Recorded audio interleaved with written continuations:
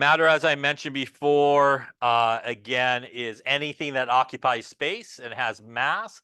So everything there is pretty much matter. It's really the stuff that makes up everything.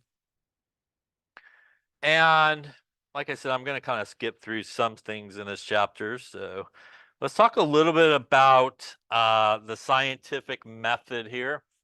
And the scientific method is a method that's used a lot in chemistry and science, obviously. And really, the scientific method kind of just all begins with where I put my pen. That's where it begins with. There it is. So it all begins with really usually an observation. And what happens is maybe you observe something, maybe somebody else observes something that makes you think, like, why did that happen? Right. And what we want to do next is kind of come up with an idea to try to explain maybe what we observed. And that's what's sometimes referred to as a hypothesis. And a hypothesis is really a important sort of explanation of observations, and really sort of in science, a lot of times when you do a hypothesis, you do want one that is kind of testable. So something you could do some type of experimentation with. And that's usually what happens. We have these observations, we try to form a hypothesis to explain why we saw what we saw. We want to have something that we could test, so we then go and do some type of experimentation. The result of that is usually you will kind of maybe get into a vicious circle of more observations. Maybe observations you expected. Unfortunately, in a lot of cases, usually observations you didn't expect. And if you're doing this work for somebody, you tell them and they go, great, that was really interesting. You know what you should do? You should do a bunch more experiments, right? And they go send you to do more work, basically, is what they would typically will tell you to do. So it can be this sort of loop as you make observations. Maybe you revise your hypothesis, you do some more experimentations. But hopefully, at some point, it will lead to one of two things. Hopefully, it may lead to a theory or it may lead to a law. And hopefully, at the end of these experimentations, we kind of hit one of those two things, a theory or a law. And there is a difference between them. So, a theory is really something that kind of explains what went on or what's going on. Is it correct in all aspects? It may not be, but it may be correct at that point. And in some aspects, it may be disproven sort of later on through further experimentation. So, for example, the Bohr's model, our theory of the atom, works super well for hydrogen to explain what's going on with hydrogen. But you go any more electrons than hydrogen, which is pretty much everybody else, it doesn't work very well. So it works really well, and it doesn't work so well down the road. So there's Dalton's atomic theory, for example.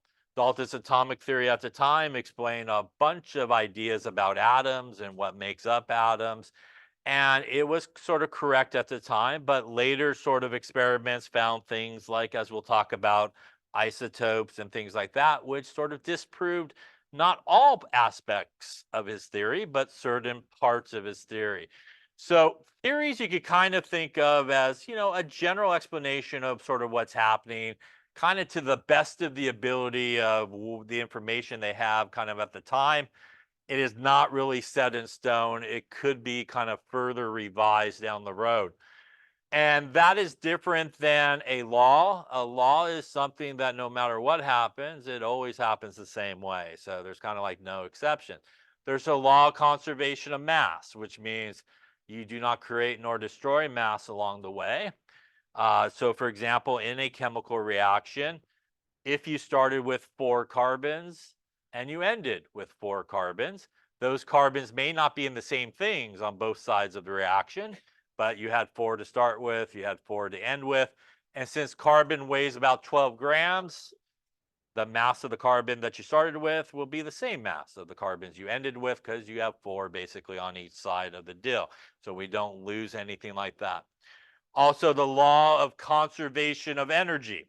The law of conservation of energy tells us that we do not lose energy either, but energy can be basically transformed from one form to the next. So the idea of that is, if somebody loses a certain amount of energy, say you did a chemical reaction that's exothermic, it's going to give off a bunch of energy from your beaker or wherever you're doing the reaction in. What's going to happen is somebody's going to basically absorb or collect all that energy that's being released. In the case of the beaker, it's probably the surrounding air is going to pick up all that energy, right? When you do like a combustion reaction, like you light a match or you light a Bunsen burner, you put your hand near it, don't put it on the flame, but you put it near the flame, right? You can feel the heat, right? Coming off. Yeah. So it's producing a certain amount of energy, and it's giving it off to the surrounding air, right? Where your hand would be picking it up and stuff like that. Same idea as well as, like, your hand warmers and like hand coolers, I guess, as well, right? You break something, right? It does a little chemical reaction. All of a sudden it feels hot in your hand or it feels cold in your hand, right?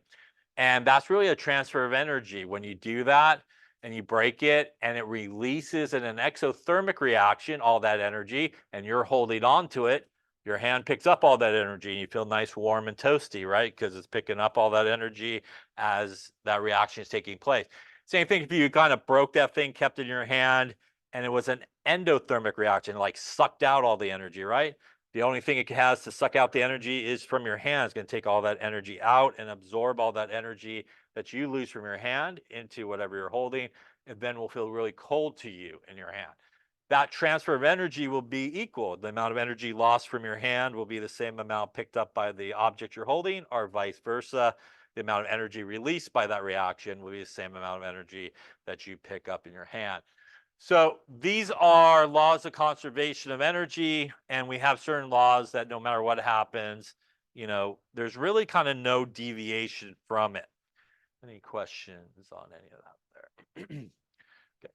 So you do just need to know a little bit about scientific method. We're not going to go a lot questions or anything about it, but you should know the basic steps of it, and what a hypothesis is, a law versus, say, a theory along the way.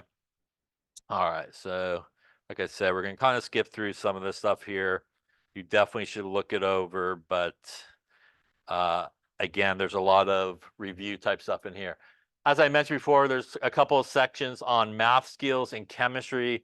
And again, you may want to definitely review it more than what we're going to probably go over here today. But make sure that you do. Again, just understanding a couple of things, obviously, places and numbers. So we have 2, 5, 1, 8 here. And the 2 is the thousands place. The 5 is the hundreds place. The 1 is the tens place. And the 8 is the ones place. So again, identifying those type of things are really important. Obviously, when we have decimal places as well, in this case, 6.407. The 4 there is the tens place, hundreds place for the 0, and the thousands place there for the 7th, or the 7 there at the end. All right. Also, when you're doing some basic math, a reminder, we do have sometimes negative numbers, right? We have positive numbers, and understanding how to treat those is also really important. So obviously a positive number, we typically don't write the positive sign with it. So like this example here, we typically just write 8. It's assumed if you don't see anything there that it is a positive number. Opposite though, if we do have a negative number, we do write the negative number. And remember that, if we are basically adding a positive number and a negative number, we're basically subtracting, right? So that's basically what's going to happen there. We're going to subtract kind of the negative number in that case. If we add 2 negative numbers, it's still going to be negative along the way. If we subtract a positive and negative, so if we are adding 2 negative numbers, you're going to end up with a negative, right? If you are have a positive minus a negative, that minus will then basically turn this into a positive, right? So two negatives make a positive, and you'll have positive and positive. So again, you want to make sure you understand how to do those type of things. So here, for example, a couple examples of negative and positive numbers. We're multiplying here two positive numbers. We end up with a positive 6. And here we're multiplying two negative numbers, which also gives us a positive number. So if you multiply two negative numbers, you get a positive number. You multiply a positive and a negative number, you get a negative number. So you keep that stuff in mind. Same sort of rules with dividing as well when you do that here. So here you can see positive, negative, negative number, positive, negative, negative number. It is important, the positives and the negatives in chemistry, especially, for example, when you're doing calculations, involving energy. One of the ways, and we'll talk a little bit about it, I think, in that chapter as well. One of the ways that we're able to determine, for example, if a reaction is, say, exothermic or endothermic, is it going to release energy or gain energy, is actually based on the sign. Is it a positive number or a negative number for energy associated with that reaction? So the number really doesn't matter, but it's actually the sign's really important. So it's really important, again, if you do some type of calculation, you end up with a negative number. It's not necessary that you did something wrong. It's actually important, the negative number and stuff like that. So you shouldn't just, for example, in chemistry, just disregard a negative number thinking maybe you did something wrong. I'm not saying you didn't do something wrong. It's possible, I suppose. But, it may not be wrong. It may actually be correct with the negative numbers. So just keep that in mind as you go through it. Here, obviously, we have a fraction. So we're doing some division. Same idea. If we divide a couple of positive numbers, we get a positive number. We divide a couple of negative numbers, we do get a positive number as well. And same thing like the multiplication, we got one of each. We're going to end up with a negative number there if we have a positive and a negative number. There's our addition. So clearly, if we're adding two positives, we're good. We should get a positive number. If we're adding two negative numbers, we will get a negative number. Again, if we're adding basically a positive and a negative number, as I mentioned before, basically that's the same as 12 minus 15. It's the same idea, math as that. Again, it'll turn it basically into a subtraction.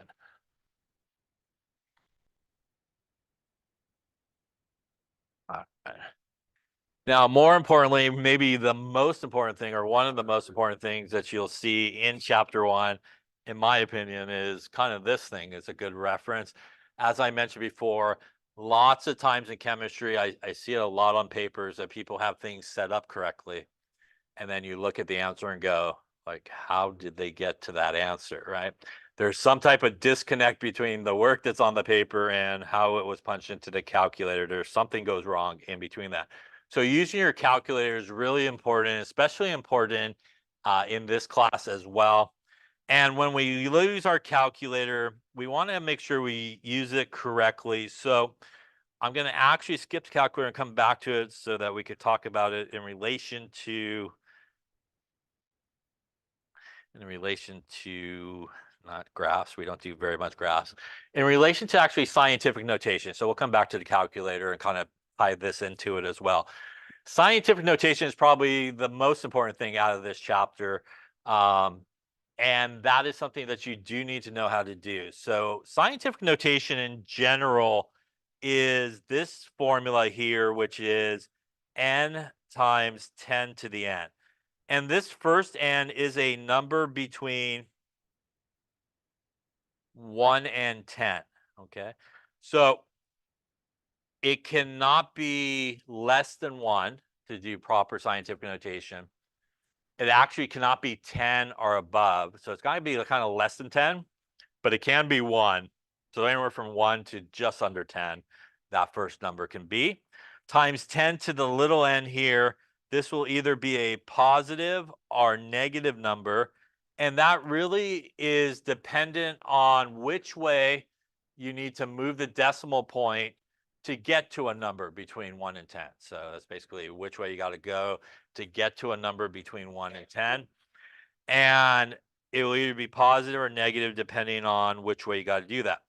Why do we use scientific notations? Well, we use scientific notation because in certain cases, you come across numbers that have just a ton of zeros. They're really, really big, for example, or really, really small. So if you had something like, how many atoms there are in 1 mole of something, that's like 602.200000000. I lost track already of how many. And that's the whole idea there. You're going to probably lose track of all those zeros that you probably have. You try to use it in its kind of positional notation or regular form. Or if you have a really small number, like, 0.0000, a whole bunch of zeros and some numbers. So we use scientific notation to handle really large numbers and really small numbers as well. So for example, if we had 3, 2, 5, 6, 7, and we wanted to write this guy in scientific notation, what we would do in this particular case is, although there is not a decimal point written in the number, typically we assume it's at the end there. So again, even if it's not written, we kind of assume it's at the end. So we want to move the decimal point whichever way is going to get us the important part here, which is a number between 1 and 10. So if I go one place, that's like 3,000. So that is not a number between 1 and 10. If I go 2 places, that's 325. That is still not between 1 and 10. If I go one more, that's 32.5, which is not a number between 1 and 10. I go one more, now I'm at 3.256. That is a number between 1 and 10. So this would be 3.256 times 10, and I lost track, 1, 2, 3, 4 places to the left, times 10 to the 4th. This would be a positive exponent because we moved the decimal place to the left. Or if you want to remember it this way, it's a positive exponent when the number is a large number above 1, basically. Yeah, so that is basically the way that you would move it. Now, if we had something like 0.004320, for example, and we wanted to turn this into scientific notation, in this case, we would have to move it one place. That is not a number between 1 and 10. 2 places, that's 0.4, not a number between 1 and 10. One more place. And that's going to give us 4.320 times 10 to the negative 1, 2, 3. I think I went 1, 2, 3. There we go, minus 3. This is a negative exponent because we did move the decimal place to the right, or it's a small number is a way you can remember that. Basically, less than 1 will be a negative exponent. Question on that there. Yeah.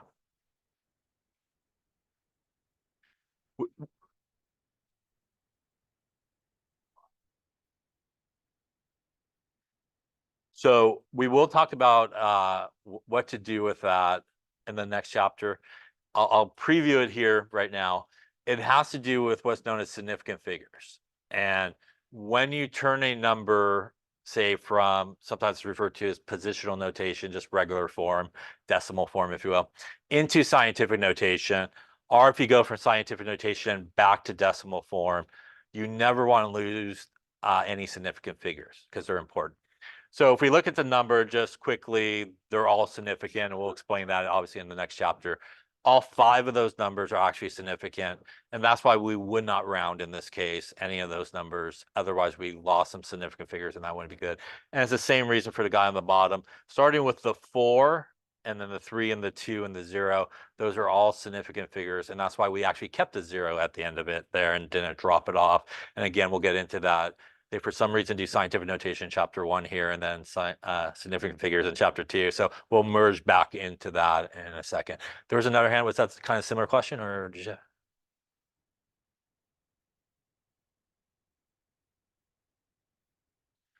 The four, if we're talking about this one here, is basically how many places you have to move the decimal point to get to a number between 1 and 10. So in that particular case, if we start back here, we assume it's here.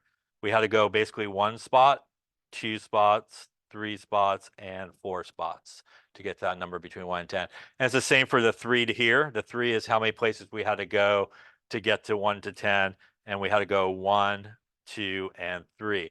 In the case of the bottom one, it was actually written for us, so we knew exactly which way we had to move it in that case. Yeah. Other questions? Okay, so as you can see here, if we wanted to get this into scientific notation, we got to go 1, 2, 3, 4, 5, and 6 places. That gives us our 8 times 10 to the minus 6 in this case. And again, in this case, only the 8 significant, which is why we don't add zeros either for the same reason. Here we have 100,000. We assume that we are here. So 1, 2, 3, 4, 5 places, large number, 1 times 10 to the 5th. Now, although we kind of previewed there a little bit about significant figures, when you do write a number in scientific notation, every number that comes before the times 10 part, so basically this part here, every number that comes before that times 10 part is a significant figure. So if you see a number that's written in scientific notation, like I said, when we get to chapter 2, we'll talk exactly what significant figures are. For this time being, they're basically important numbers. You shouldn't lose them, basically, is what that means. They're always going to be significant figures. So the reason why we may use scientific notation and the reason why you may want to write a number in scientific notation is you may need to give an answer to the proper number of significant figures. And again, in chapter 2, we'll talk about calculations and doing that. And the only way that you could possibly do that is to write it in scientific notation. There's no way you could do it in like regular form, decimal form. There's no possible way. There are certain numbers, depending on how many significant figures you need for an answer. There is just no way to do it without writing in scientific notation. The reason why scientific notation is good for that is, let's just say, for example, I needed 2 significant figures. Now I have 2 significant figures. Let's say I needed 3. I could write 1.20 times 10 to the 2. Now I have 3 significant figures. So you can almost control how many significant figures a number has by writing it in scientific notation. And that's really useful for it, especially when we get into calculations where you got to give your answer in proper number of significant figures. Do you have to give every answer in scientific notation? I don't need you to do that. You will need to give every answer to the proper number of digits, significant figures. And again, that might require you to do so. Unless the instructions specifically say give the answer in scientific notation, you don't necessarily have to do it. But you can absolutely do it either way if you wanted to. Now, if we do have a number that is in scientific notation, 1.20 times 10 to the 3, and we want to turn it back into just decimal form, we would do the opposite. So the way I would look at this is that's a positive 3, which means my number is actually large, right? So I need to move that decimal point from the 1.2, whichever way is going to make that number large number, right? And not a small number. If I move my decimal to the left, will my number be large or small? Yeah, it's going to get left. So in this case, when we're going from scientific notation back to sort of decimal form, we will need to go to the right, 1, 2, and 3. And in this case, we would have to actually add a 0 here, and we would end up with 1200 in this case, right? Now, if I had 3.2 times 10 to the minus 3, same idea here. When I see that minus 3 up there on top, I know it's going to be a small number. So again, I want to take my 3.2 and I want to move it whichever way is going to get me back to a smaller number. Once again, we would actually need to go this way, right, to get to a small number, because we're going to go to the left and basically add zeros. So we would go 1, 2 and 3 and add some zeros in there to do so. So we will end up with 0.0032 as our number. By the way, when you do write a decimal number, speaking of doing things sort of properly, it is really important to include that zero before the decimal point. That is because that will prevent hopefully numbers from running together. If you just write like 0.0032 and you got another number in front, before you know it, you're not really sure, what number is which. So it's not a good idea to do that. You should always put the kind of zero before the decimal point so that everything is basically easier to see. Any questions on that there? Yeah. All right. So let's talk a little bit about. That's a good idea. Let's talk a little bit about what we could do with scientific notation. You can, if you wanted to, for example, do it by hand without a calculator. And just so you know, if you are adding numbers that are written in scientific notation, whatever they may be, typically, if the times 10 part is the same, the times 10 part will stay the same. So this will be 10 to the 2, and all you have to do is just add these guys together, basically. Same idea if you were going to subtract those. Let me do a different number there. Times 10 to the 2 minus 1 times 10 to the 2. Same idea if these guys are basically the same. You could just subtract the front number and then do it times 10 to the 2. So if you're going to do it old school, which I don't know why you would do that anymore with calculators, but if you're going to add or subtract, what you might want to do first is make sure the exponents are the same and adjust them to the same exponents. And then you could just simply add or subtract the front numbers and keep the exponents the same. When you multiply exponents, you basically add them together. So if you're going to do a little of this action here, you basically will add those exponents together. So it then will be something like to the 4th there as you would do that. If you're going to divide, you basically would subtract the exponents in this particular case. So this would end up being something like times 10 to the 4th by adding those exponents. If you're going to divide exponents, let me just do this, divided by this. You basically will subtract those and you'll end up with basically 10 to the 1 when it's all said and done. So that's sort of how you do it old school, but nobody wants to do that. So let's now talk about our calculators, which is probably, dare I say, more important than knowing how to write it, which you should know how to write it, but knowing how to punch it into your calculator is really important. So when we look at our calculators, which maybe we'll go back to those slides there that has some calculators on them. There we go, maybe. So when we look at our calculators, you want to make sure that you, actually, I think I got better ones this way, I think. Maybe, or not. I'll just use it here. So when you look at your calculator, there's a few buttons that are really important. There is actually an exponent button on most people's calculator, and it either looks like an EE button, it may look like an EXP button, or if you have some of the newer calculators they started making, and these I would say is specifically almost like a two-tone calculator in terms of color. There's like a main color and the outside is like white or something like that, or a different type of color. I think I just saw one. Something like that calculator right there. And they usually have like that two-tone type color.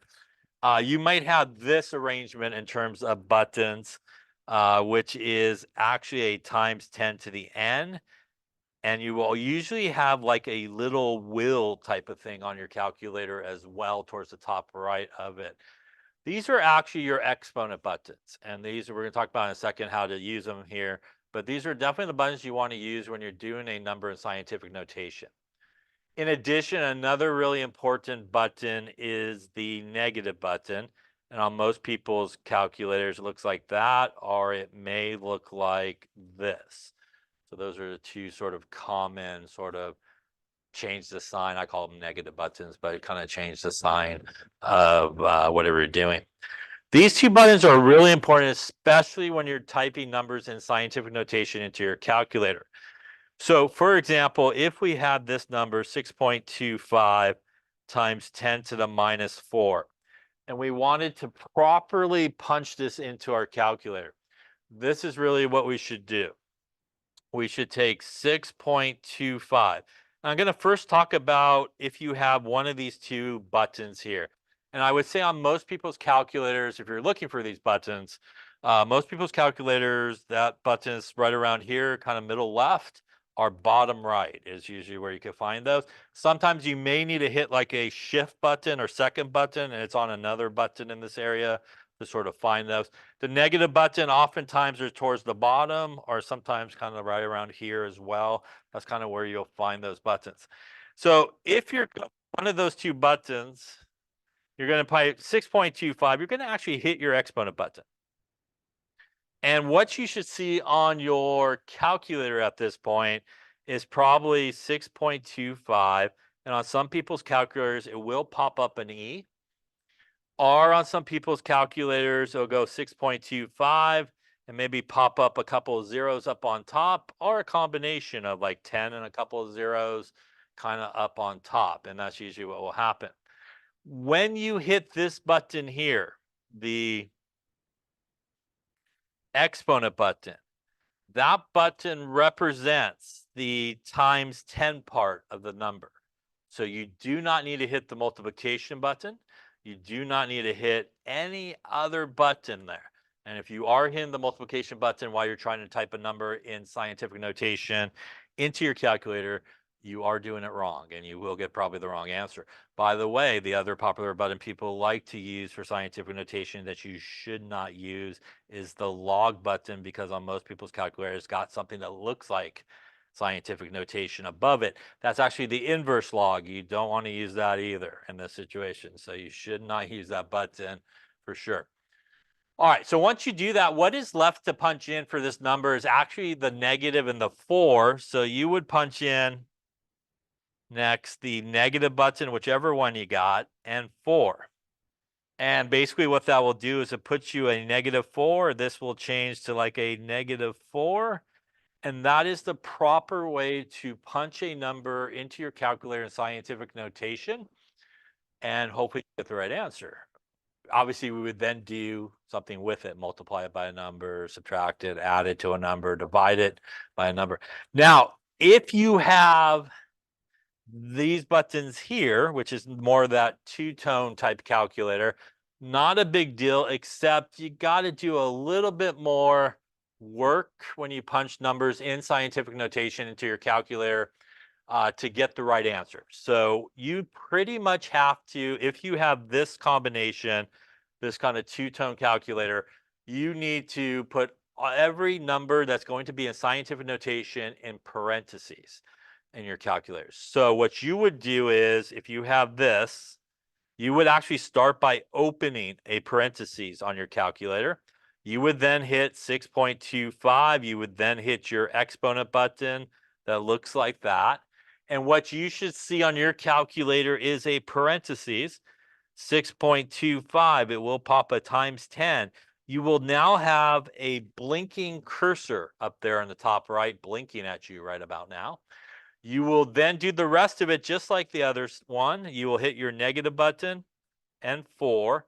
And when you do that, you will have a parentheses 6.25 times 10 to the -4. And now you will have a blinking cursor to the right of the 4 at this point. This is where the will comes into play. If you try to close the parentheses with your cursor way up on top, you're going to get a nice error message on your calculator, so you can't do that. So you need to go to your little will that you have on there, and you actually want to hit the right-hand side of your will. That will bring your cursor back down. And now you will have parentheses 6.25 times 10 to the -4. Your cursor will be down. You now can close your parentheses.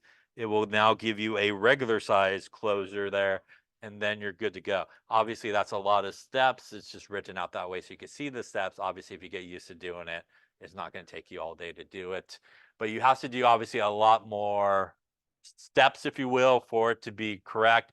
If you do not use parentheses on that type of calculator, your calculator will separate your numbers incorrectly and it'll do the math incorrectly and you'll get the wrong answer. If you have one of these two buttons, you actually don't have to be super careful. You usually could be pretty sloppy and you'll still be okay. Not that one's better than the other, but you don't have to be usually as careful, especially if you have an EE button. You usually don't have to be super careful at all. You can kind of do it multiple ways and it'll kind of still come out correctly. Any questions on how to punch that in? Yeah.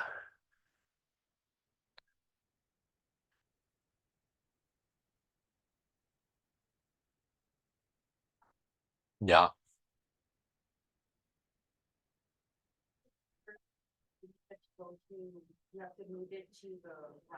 Now on yours, just looking at it, because it's not two-tone, you probably don't need the parentheses. Okay. It's really, in my experience, and again, I don't know all calculators off the top of my head, but in my experience, it's really those kind of ones that have like a two-tone color. It has like a main color in the middle and the sides are a different color. There are some calculators that are more solid in color that have the will, but you actually on a lot of those don't actually have to put the parentheses on those. So it's more, I would say, if you have a kind of a dual color one, that's usually the one with the will that you kind of have to do the parentheses. So if you try to do the parentheses with yours, you may get an error message or something. You got 1/, you got like a fraction. Yeah. So if you get a fraction, which brings us to a different button as well on some people's calculator. I don't know if I have, but I might have a button on mine. Sometimes calculators will also give you an answer in a fraction, which you really don't want either.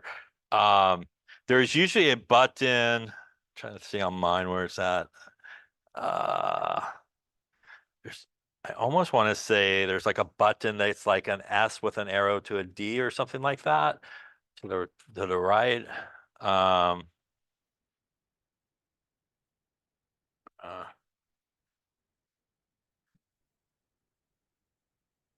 Let me see here. I think we got it on this one. Oh. I will, if we're not sure, but there is a button that will turn that fraction into like a decimal number. You see it? It's usually to the right. As it X to D, I knew it was something to the D. So like an X to the D with like an arrow, that usually will turn your answer from a fraction into like a decimal regular number type of thing. Okay. So yeah, so that happens too as well with calculators. Sometimes people get and go like, I got a fraction. What am I supposed to do with that? But there's usually a button that you can push and it'll turn that fraction into like a decimal. I think that's what the D stands for, decimal. I don't know. And then the X maybe is the answer and stuff like that. Yeah, it will in this case because we didn't really do any calculation. We just punched the number incorrectly. So if we were multiplying it by a number, we would get another number. Here, what we were just talking about right now is how to properly punch it in. So why don't we do that? Why don't we actually multiply or do some problems with a couple of numbers in scientific notation just to make sure you punch it in correctly. But yeah, if you do what we just did here, it may just give you the exact same thing you punched in, or it may turn it into a decimal depending on the number or something like that. But you haven't really done any math with that number. You just punch that in properly. So why don't we, let me just make up some here. Why don't we do 3.25 times 10 to the -6, and let's divide it by 4.5 times 10 to the we'll go 7. And why don't you also do 4.3 times 10 to the -4, and we'll multiply it by 1.20 times 10 to the 5. All right, so punch those in properly into your calculator and see what answers you get. I'll do it as well since I just made it up, obviously. Yeah.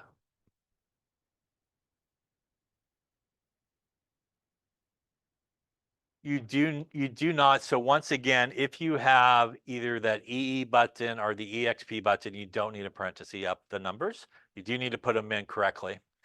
If you have the one with the times 10 and the will we were talking about where you have to do the parentheses, you have to put each of those numbers in parentheses like we talked about. See how you're doing.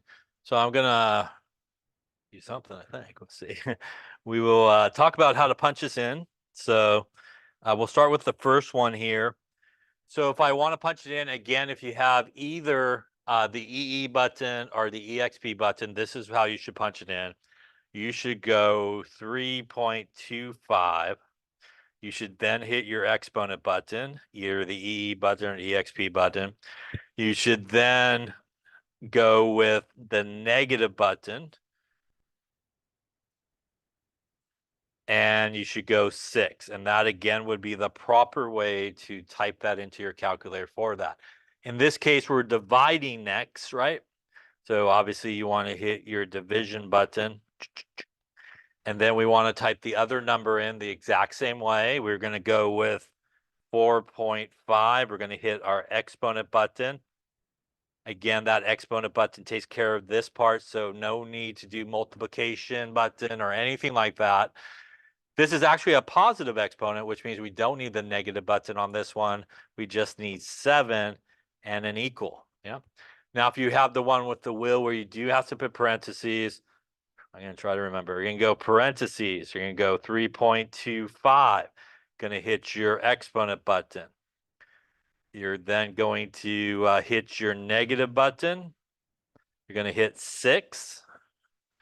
You are then going to hit your will here. And you're going to close the parentheses. You then will hit the divide button, open a parentheses, go 4.5, hit your exponent button. In this case, again, is positive, so we just need to hit 7. Once again, we got to do the will to bring our cursor back down and close the parentheses and hit equals. That should cover 99% of calculators, I think, hopefully. So now if I do that, 3.25 exponent negative 6 divided by 4.5 exponent 7, that's going to be on my calculator here. I didn't have something on it. 7.2, a bunch of 2s, 2, 2, 2, 2, 2, a bunch of 2s. I'm just going to round a little bit here, but it has a bunch of 2s really. And actually, we can put them on 1, 2, 3. Thank you very much. So a bunch of 2s.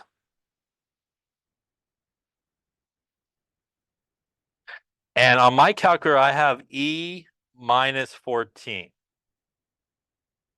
I get that. So that's sort of what my window looks like. Yeah. Now it's really important when you get your answer here, and your calculator may have a times 10 at the end there, but it's really important when you get your calculator, obviously, to round. So we're going to round a little bit. But when you give your answer, this would be times 10 to the negative 14. That is what the E represents here. Again, just like when you punch it in, the E represents the times 10 part. When you actually write the answer, it does need to be written as times 10, not E. So don't write E as your answer. Don't forget this part. I can't tell you how many people on their calculator just ignore the far right-hand side there and forget the exponent part. They just write the front part of the number. So don't forget that. It depends on your calculator. Some people's calculator may at the end there pop a 10 and you'll have your negative 14 like way up here. So it kind of depends on your calculator, but if your answer is in scientific notation, you want to make sure you don't forget it over there. Some calculators will actually give you like almost like a space between like the front number, and then they'll have like maybe like a minus 14, and that space is to indicate like the times 10 part. So you want to make sure that when you give your answer, you don't miss the kind of times 10 part when you're kind of giving the answer, and you do want to give it as times 10, not E. So you should never write an answer in scientific notation with the E, even though we punch it into calculators, Excel, and stuff like that. You should always write it as times 10. Any questions on that? Yeah. By that should be the answer that you end up with in this case.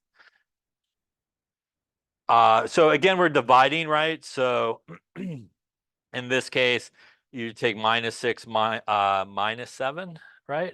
So that's minus 13. But when we divide these numbers, it kind of rolls it one more spot because the front part will roll it, and you got to be a number between 1 and 10. So it rolls the exponent one more, if that sort of answers your question. All right, let's take a look at the bottom one here. 4.3. Again, we're going to go exponent button. We're going to go negative, and we're going to go 4. And again, that is the proper way there to punch this number in. We're multiplying in this case. We're going to hit the multiplication button. 1.2, once again, exponent button. And this is a positive exponent, so just 5 and equals. Once again, if you have the will, you need to parenthesis it up. Yeah, 4.3, exponent button, negative button, 4 will hit the right side, close the parentheses, multiplication button, open parentheses, 1.2 times 10 to the n, 5 will to bring your cursor back down, close the parentheses, hit equals. You do all that good stuff there. Hopefully 4.3 to the negative 4 times 1.2 to the 5. Going to actually give you, in this case, 51.6 in this case on your calculator. Also, a really important thing, sometimes your calculator does not give you an answer in scientific notation. By the way, it will also not give you your answer to the correct number of significant figures when we get to chapter 2 as well.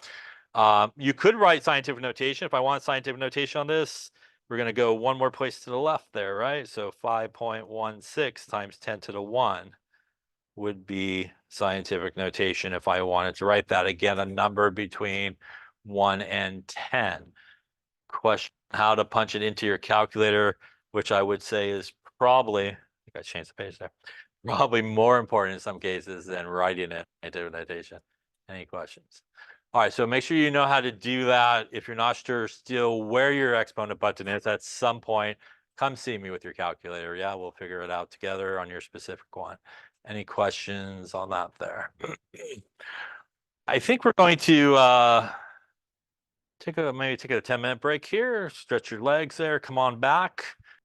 Okay, any questions on anything we've been talking about here? Very good. So again, like I said, if you're not sure how to do scientific notation on your calculator, at some point, just come see me. We'll figure out your button. So we're going to actually move on, I think, to chapter 2. And like I said before, there's a lot of review in chapter 1. You should definitely go through it. And like that math review, calculator type stuff, if that's helpful, definitely make sure that you know how to do it. Really, the main thing I would say kind of out of chapter 1 is knowing scientific notation, how to write it, how to go from scientific notation to decimal form to scientific notation. More importantly, what we were talking about there at the end, how to properly punch that thing into your calculator, and maybe a little bit about the scientific method would be good as well. The stuff that we talked about, matter and stuff like that, you do need to know, but I think if I'm not mistaken, we'll kind of hit it again there in chapter 3, but that stuff eventually you'll kind of need to know. But those are really the main things. Definitely the scientific notation, calculator, how to use it is kind of the main thing. So we're going to kind of roll into chapter 2, kind of get into the main stuff of the class. So in this chapter, we're going to talk about measurements and really get into some of those questions you were kind of asking a little bit earlier in chapter 1. We're going to talk about significant figures. We're going to talk about calculations with significant figures. Before we do that, we will talk about how to properly take a measurement and really where significant figures come from. We will then talk about in this chapter conversions and dimensional analysis, which is a really big topic in terms of how you should show your work in chemistry and how you should work out problems. And then we'll finish it all up there with a little talk about density and stuff like that. So let's get into sort of chapter 2 here and measurements. So one of the most important things, definitely in chemistry and in science as well, is when you take a measurement, it is really important, the units part of it. So for example, if I said, hey, I have 100, what am I talking about? I have no idea. I could have $100, which would be awesome. I could have 100 pennies, still not bad, I suppose. Could have 100 apples. If you like apples, gonna make some pies, maybe that's all right as well. But we really don't know, really what that means because we have really no frame of reference to what that number means.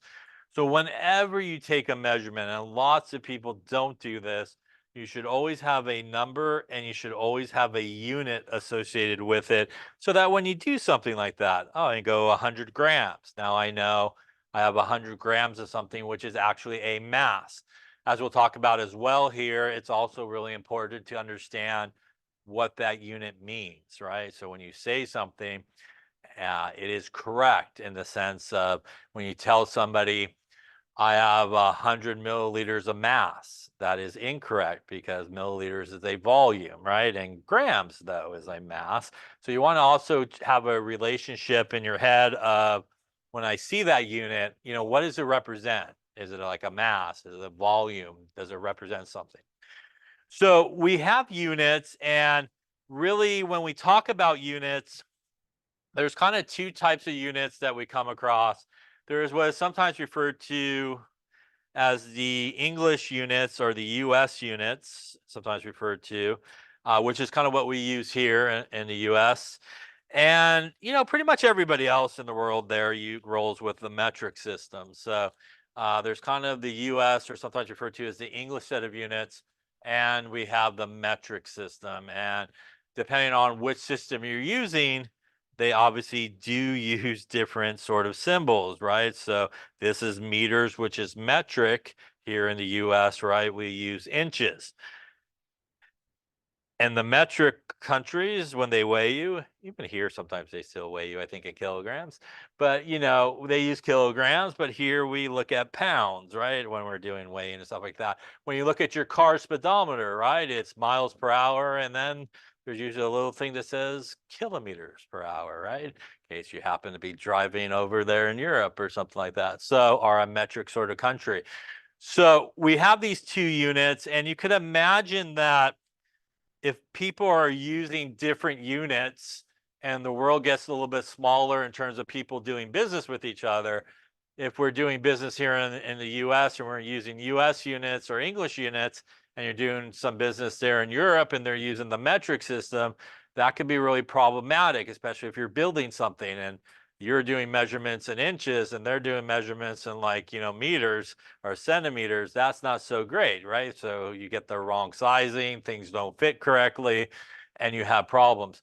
So believe it or not, in 1916, they had a big conference on weights and measures. Sounds like fun. And they came up with basically this idea that in science, perhaps we should have kind of a standard unit that we use. And in chemistry and most sciences, that standard unit is what is referred to as the SI unit, or the International System of Units. Who really won there? Well, frankly, it's kind of based off the metric system. So the metric system sort of won there. But the SI unit we have for different types of measurements, things like length, things like volume, things like temperature and mass. So we have these different sort of units that are used. And again, you'll sometimes see the SI unit for mass is this, or the SI unit for temperature is this. And again, it's really based off the metric system. And those are sort of the units that we use a lot in chemistry. So speaking of that, in chemistry, the metric unit there is volume liters, which is a very common one. But cubic meters is the SI system for volume. For length, the SI system is the meter. For mass, it is the kilogram for the SI unit. Temperature is one that you might not be familiar with. It is Kelvin. Kelvin used to be called the absolute temperature scale, later renamed for a guy named Kelvin, I'm assuming, right? So that is where that came from. I will say, if you're not familiar with Kelvin, you will be very familiar with Kelvin by the time we're done here in this class, because especially in chemistry, pretty much if you're using a temperature in a calculation, it's almost a no-brainer that that thing needs to be in Kelvin in most formulas. And a lot of times, as we'll talk about, you're going to be doing a conversion between Celsius and Kelvin. And it's almost all chemistry formulas that you come across, usually the temperature has to be in Kelvin. So that's something that we use a lot for sure in chemistry. For time is seconds. So as I mentioned before, it's also really important to have an understanding of what these units, again, represent. Are you talking, like I said before, a mass, a volume, a temperature, and so forth? So let's talk a little bit about volume. Volume is the amount of space that's occupied by a substance. It's measured in meters cubed. Common units, though, that we do use a lot in chemistry is liters, which is abbreviated with an L, milliliters, which is ml. The relationship between those is there is 1,000 milliliters in 1 liter. So that is definitely a conversion that pops up a lot in chemistry, that kind of conversion between those. I would say in most cases, milliliters and liters are probably going to be your most common volume unit that you come across. I would say probably 9 times out of 10, if you're using type of equipment in the laboratory to make a measurement, it most likely is going to be in milliliters. And a lot of times in formulas, if you need to use a volume, a lot of times it does need to be converted to liters. So those are very, very common. A way that we can measure volume is to use something like this. This is what is known as a graduated cylinder. It has different markings, and we could take an actual volume reading by just obviously filling the solution into the graduated cylinder and taking it. Graduated cylinders are really good pieces of equipment to take volume readings. Really lousy pieces of equipment to take volume readings are beakers. Beakers are really terrible sort of things to use to take volume readings. So keep that in mind in the lab when it tells you to measure out like 5 milliliters. Don't use a beaker. Yes, use something like a graduated cylinder. On a beaker, as we'll talk about, sometimes you think you're out the line and you're nowhere near it if you actually measure out. By the way, when we do take a reading of a volume, we always look for the meniscus, which is the curvature of the liquid that occurs when you put a liquid in a glass container. A lot of times the meniscus will look like a U, and we always read from the bottom of the meniscus. They won't always look like a U. Sometimes certain things can actually go the opposite way. Like mercury is an example of that. You actually would read from the top. I would say, though, 9 times out of 10, or even more than that, your meniscus will look like on the right there, like a U. The reason for that, we'll talk about in another chapter, but really the reason for that is the attractive forces between the liquid and the glass in the container are stronger than the attractive forces between the liquid and itself. So what happens through capillary action is those guys in contact with the sides starts to rise up the container and create this kind of U that you see. That's why you read from the bottom of the meniscus, because in the bottom of the meniscus, that's in the middle, not touching the walls.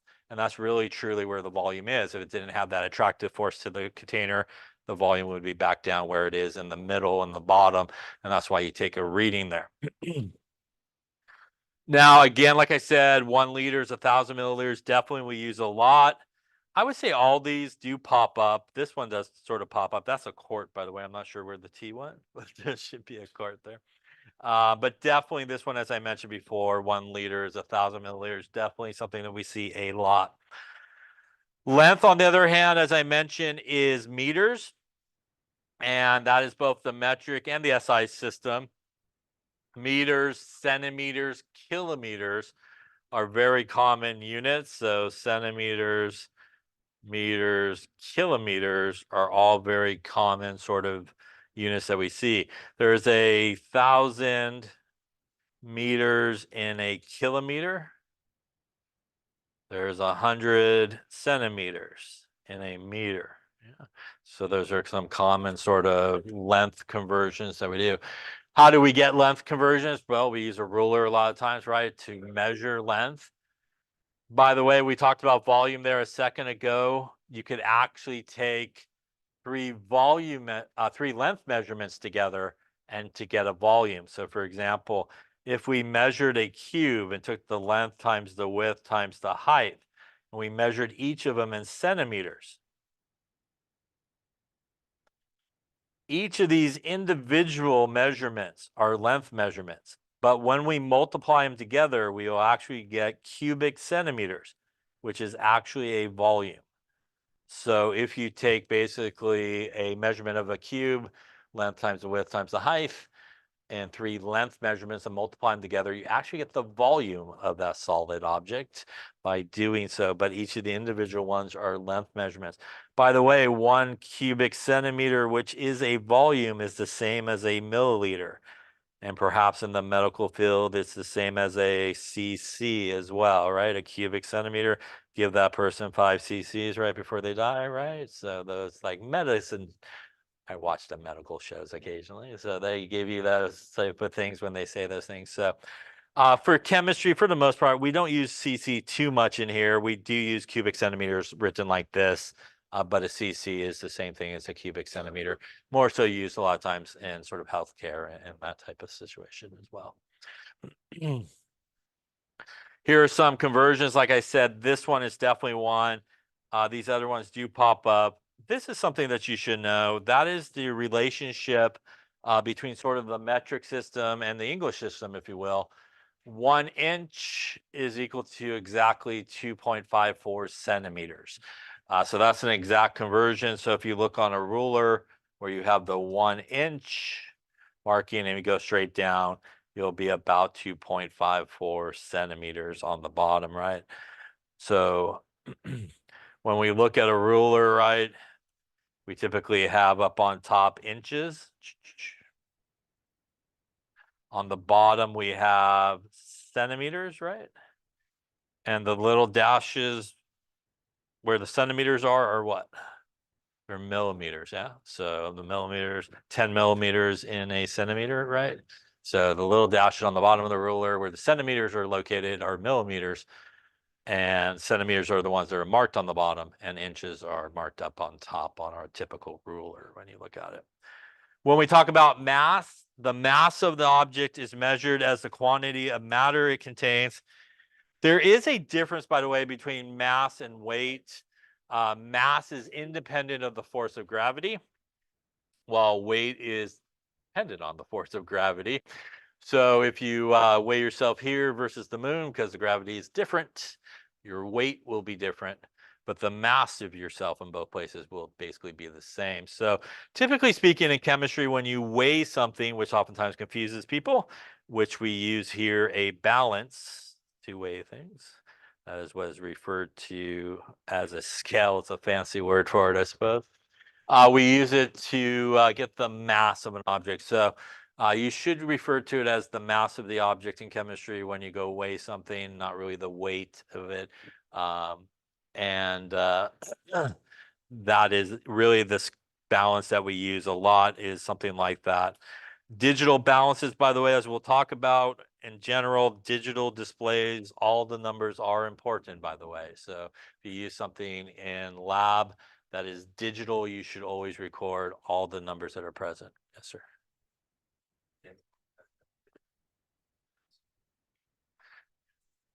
Are you talking about density? Yeah, density is mass divided by the volume of an object. And we'll hit that towards the end of this chapter for sure. Yeah. Other questions? So some common mass equalities, like I said, 1,000 grams is a kilogram. This is a crossover from metric to English. 450, it's really like 453.6 grams is 1 pound. That is metric there in grams to English on pounds. That's also a conversion that comes up a lot in chemistry. That 454 is fine to use, equals 1 pound. Temperature, there are 3 different types of temperature scales that we come across. We have degrees Celsius, we have degrees Fahrenheit, and we have Kelvin. Now, the one major difference with Kelvin is there is no degree sign. So you do not say degrees Kelvin. It's like 273 Kelvin, for example, no degrees. You do degrees Celsius or degrees Fahrenheit. Fahrenheit is what we use like when we take our temperature, right? 98.6 or whatever it may be, degrees Fahrenheit. Celsius is what everybody else uses. And again, on thermometers. On the Celsius scale, for example, water freezes at 0 degrees Celsius and it boils at 100 degrees Celsius for water. On the Fahrenheit scale, it will freeze at 32 degrees Fahrenheit and it will boil at 212 degrees Fahrenheit. That is also the difference in terms of how we do conversions between those. And Kelvin is basically a conversion of 273. So how we calculate these, and I think we'll see it in a later chapter as well, but the one that we use the most is Kelvin. So if you want the temperature in Kelvin, you're going to take the temperature in Celsius and add 273 to it. The real number is 273.15. Most people leave the 0.15 off. I personally do. Some people want you to keep the 0.15. But that will convert your temperature from Celsius to Kelvin, which, as I mentioned before, probably outside of chapter 2, that's going to be our whatever chapter it really is, maybe chapter 3. That's going to be really the ones you're going to use the most. You're going to take things from Celsius to Kelvin. Obviously, if you need to go backwards, the temperature in Celsius would be the temperature in Kelvin minus 273. So basically just to reverse it there. While we're at it, the temperature in Fahrenheit is equal to 1.8 times the temperature in Celsius plus a 32. And if you want the temperature in Celsius, is the temperature in Fahrenheit minus 32 divided by 1.8. 1.8 you might be familiar with is 9/5, right? The fraction maybe you learned as well, same deal. By the way, 1.8 is the 180-degree difference on freezing to boiling. This is where that 1.8 actually comes from. And 273 comes from something we'll talk about in the gas chapter when we get there as well. So these are actually the formulas that you do need to know. They will probably not be provided for you to do some conversions. Like I said, I believe it's in chapter 3 when we'll do some examples and stuff on that, but these are technically the ones. But out of these, like I said before, probably these two are the ones you're going to use the most. And out of those two, that's probably going to be the one that you're going to use really the most along the way, which is going from Celsius to Kelvin. Definitely in class here in lecture, also in lab, because your thermometers in the laboratory are in Celsius. And if you have to do some type of calculation, you'll have to take your reading in Celsius and then convert it to Kelvin is typically very common what you have to do. Question on that there. Time is seconds. Dare I ask it? How many seconds are in a minute? 60 seconds in a minute, right? How many minutes in an hour? 60 minutes in an hour. How many hours in a day? Yeah, it's only 24. Not 60 that people like to put because they go 60, 60, and why not 60? That's way too many hours. 24, perhaps too many hours in a day. So 60, definitely not it. So obviously some of these things may not be provided for you. So hopefully some of these things you do know, but keep that in mind. That's a funny one, maybe not for the student, but sometimes it's funny. That does pop up a lot. And it happens because people are doing that like 60 seconds in a minute, 60 minutes in an hour, 60 hours in a day. So just, only 24 on that one. All right. So for each of these, just talk about what type of measurement we're talking about here. We got basically kilograms, which means we're talking about kilograms is a mass, right? Meters is a length, right? Grams is a mass as well, and liters is a volume, right? Perfect. And again, that recognition is really important so that you understand what you're talking about. Obviously, there we talked about these SI units. Again, meters cubed is a volume. So, like I said before, sometimes people like meters cubed or decimeters cubed, which is a liter. Again, if you basically take any length measurement and cube it in the sense of sort of a cube, it will give you a volume. Kilograms for our mass, again, meters and Kelvin there for our temperature. All right, so take a moment, and for each of these, which one is the SI unit going on here? Okay, so let's take a look. So we're looking for the SI unit here. So I'm going to go with which one? The first one is the SI unit? Meters. Sounds good. How about for B? It is kilograms. Yep. And temperature, Kelvin. Yep. Sounds good. Any questions on those there? All right, so let's talk a little bit about measured numbers and taking measurements, which is a really important thing here, and really significant figures. And so let's talk about measurements. When you take a measurement, as I mentioned before, you should always have the number and the unit, but more importantly, you need to be able to take the measurement correctly. And whenever you take a measurement, there is always some degree of estimation that has to happen. There's some degree of uncertainty in your measurement. Pretty much there's some degree of guessing that's going to happen there. The amount of guessing that you're going to do is based on the equipment that you're using. Some are better than others. Again, a beaker, a lot worse than, say, a graduated cylinder in terms of taking volume. So let's talk about how we properly take a measurement. So let's take a ruler here and we'll draw it here. So 1,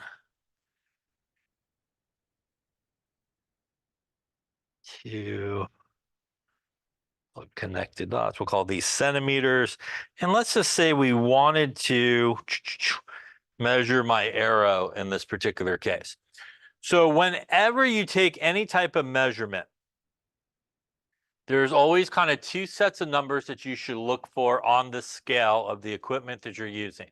I personally call them the large sort of markings and the small markings. Now, the large markings are the ones that actually usually will have numbers on them. Yeah. The smaller markings typically don't have numbers on them. They're between those things. So if we look at this here on my ruler, my large markings are these two, right? And if I subtract those two, that's how much centimeters is the difference between them. It is 2 minus 1 is 1 centimeter difference, right? So between the large markings, that represents basically 1 centimeter of length, basically, or distance. Now, the other markings that we want to figure out is how many small markings do we have between those two large markings? Now, when you count the small markings between them, it's important to count them correctly. And the correct way to count it is start counting past the last large marking. So in this case, on the left here, 1 is my last large marking.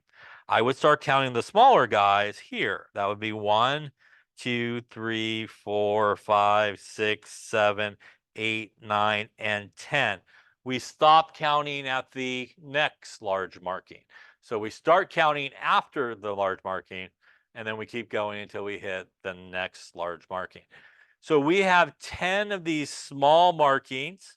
That's between our large marking that represents 1 centimeter. That means each of the small markings represents how much distance? 0.1 centimeters. I could get that by taking 1 and dividing it by 10, by the way, which is the number of small markings there are. Yeah. That means that if I come to this guy, this is 1.1, 1.2, 1.3, 1.4, 1.5, 1.6, 1.7, 1.8, 1.9, and 2 as we go across there to our next large marking. First off, any questions? Yeah.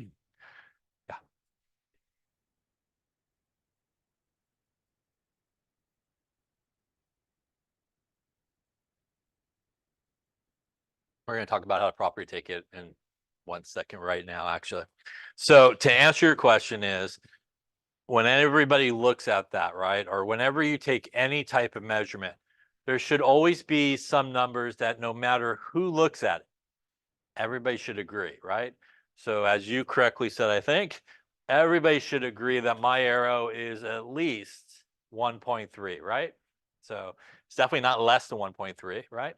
It's not out the 1.4, but it's at least 1.3. And because it is at least that much, and those are certain no matter who looks at it, everybody should agree, you should record those. And that is what is sometimes referred to as recording all the certain numbers. And when you take a measurement, you should always record all the certain numbers. The problem is, as you also mentioned, my arrow, maybe it's just because I'm a bad artist here, but my arrow is not exactly at 1.3 and it's not exactly at 1.4. This is where the uncertainty comes in. This is where the estimation comes in. Now, I may look at that and go, I think it's like halfway there, right? Between those two spots. Somebody else may look at it and go, I think you're crazy. I think it's nowhere near half. Maybe it's less, right? And somebody else may say, I think it's like closer to the 1.4, right? So that is where the uncertainty is. That's where the estimation is. So, for example, if I hypothetically think, well, maybe the tip of it is just a hair past the half mark there, maybe it's a 6. And I would obviously want to record my units as well, which would be centimeters. This is what is referred to as the first uncertain number. That is where I'm not really sure exactly, what it is, but I think it's kind of in that ballpark. And when you take a measurement, you should always record all the certain numbers plus the very first uncertain number. And that is how you take a proper measurement.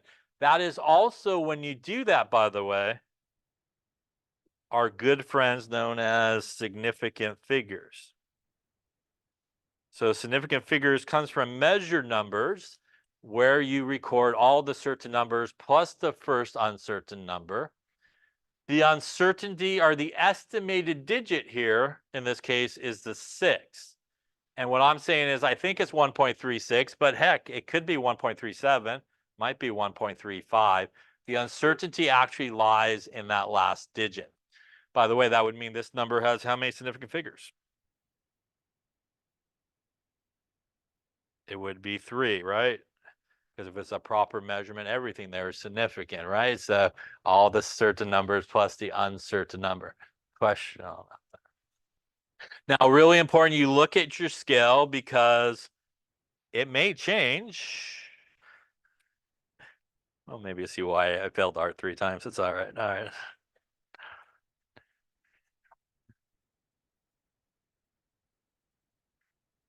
We'll go 20. Oh, milliliter action. We'll do our meniscus that we talked about, a little curvature of the liquid going on there. Really bad meniscus drawn. All right, so we're going to do our same thing. Large markings here. What is the large markings represent? How much? We have 20 here and 10. The difference there is 10. Yeah, so that is a 10 milliliter difference in the large markings. Once again, we want to figure out what the small markings represent. We want to count how many we got. We got 1, 2, 3, 4, 5, 6, 7, 8, 9, and 10. In this case, each of the small markings represents how much? It does represent 1 milliliter. If you're not sure, take the large markings divided by the 10 smaller markings. 10 divided by 10 is 1 milliliter. That means this guy right here is 11, 12, 13, 14, 15, 16, 17, 18, 19, and 20. Yeah. I kind of look at my bad meniscus there, but we'll draw it right about there. Yeah. So I'm going to take a reading here. Certainly it is at least what? So I change the picture. Certainly it is at least what? How much? It is at least 15. That is definitely certain numbers, right? Again, we have a little estimation. Perhaps here again, you feel it's a little above half, right? So maybe you go with 8 milliliters, right? Certain numbers. Uncertain number, the first uncertain number. That would mean this number has how many significant figures in this case? It does have 3 significant figures. Yeah. By the way, it doesn't always have to be a 5 at the end. You could do 8s, you could do 5s, or you could do 5s if you think it is halfway there along the way. Again, it's really important to take the reading because let's just say we had this guy.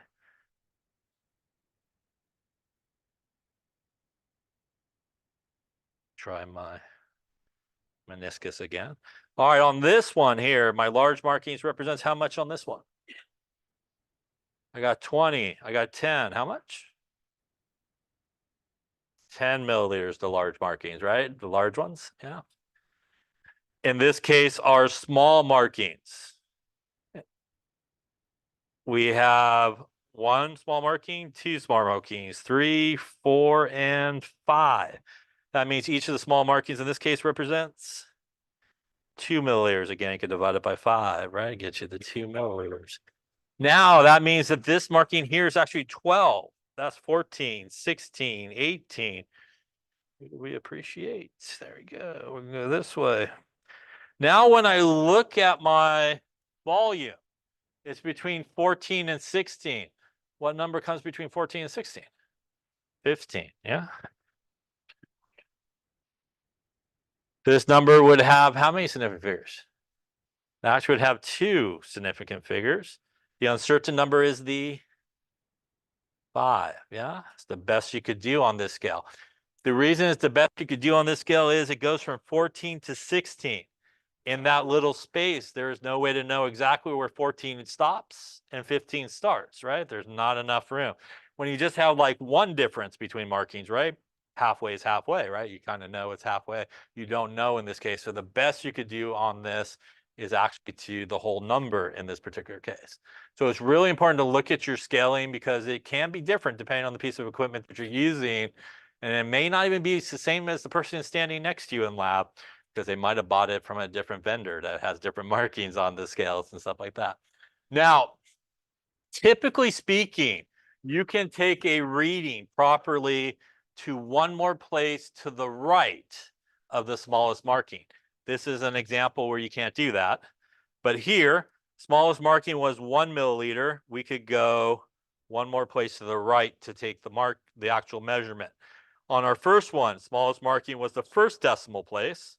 We could take the reading to one more place to the right of the smallest marking. Question on that. Now, if you're not sure how far you could take the reading to, and you want a way to know, like, how far should I really take this reading? And you're very confident on what the small markings represent. Like you're very confident, hey, this thing represents 0.1 milliliter, 0.1 centimeters, the small marking. You could take the small marking and divide it by 2.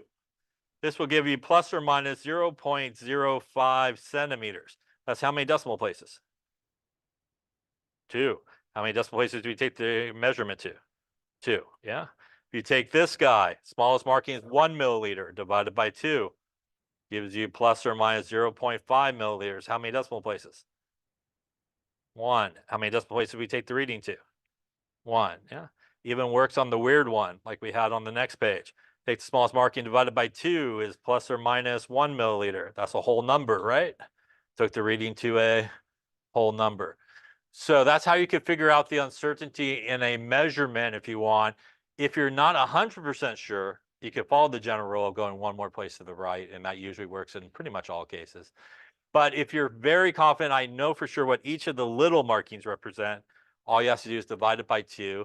And however far that goes, 1 decimal place, 2 decimal places, no decimal places, that is exactly how far your reading should go to. Questions on that there? One last thing here before we wrap it up, why we got it all drawn here. Let us say that this arrow here on this exact same scale that we had going on, let's say I concentrated really, really hard. And I went like right on the 1.3 marking, right? Not so much of an arrow anymore, but we'll go with what we got going on there. All right. I can record 1.3 centimeters, right? 1.30 centimeters. Is there a difference in terms of how I record it? Does it matter? The answer is probably does, or I wouldn't be asking the question. So it does matter. Let's just talk about significant figure wise, yeah? This number here, how many significant figures would it have? Would have 2 significant figures. The uncertain number would be which number? It would be the 3.